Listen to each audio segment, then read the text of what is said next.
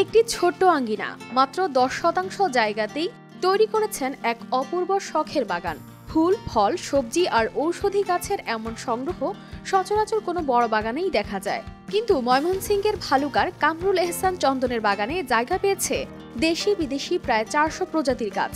এ যেন প্রকৃতির এক বিস্ময়কর প্রদর্শনী।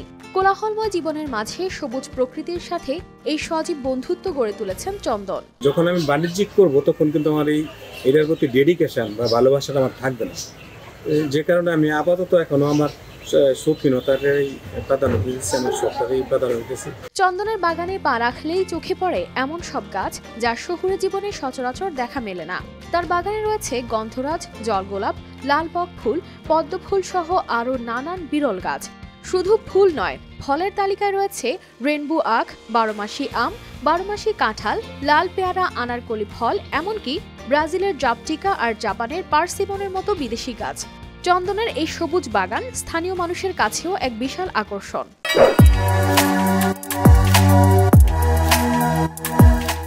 বাড়ির আঙিনায় যে দেশি প্রজাতির বিভিন্ন গাছগাছালি রোপণ করে আমাদের জন্য একটি অনুপ্রেরণামূলক বৃক্ষরোপণের দিকে এগিয়ে যাওয়ার জন্য যে উদ্যোগ নিয়েছেন, এই উদ্যোগকে আমি সাধুবাদ জানাই। এছাড়াও তার বাগানে রয়েছে চুই ঝাল, ক্যান্সারের প্রতিষেধক, করসল পাতা, ইনসুলিন প্ল্যান্ট ও লাকি ব্যাম্বুর মতো ঔষধি গাছ। রান্নার প্রয়োজনীয় টমেটো, ধনেপাতা, পুদিনা পাতার পাশাপাশি রয়েছে 200 প্রজাতির ক্যাকটাস। প্রকৃতির শ্বাস নিতে সবুজের মাঝে হারিয়ে যেতে অনেকেই দেখতে আসেন তার এই বাগান।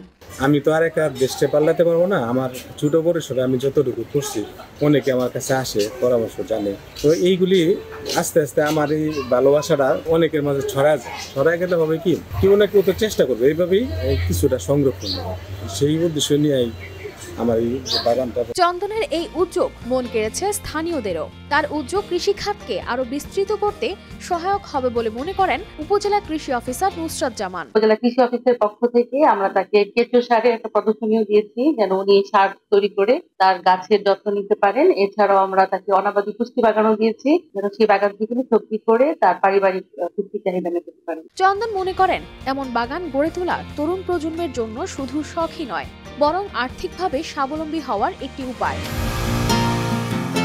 News desk, RTV।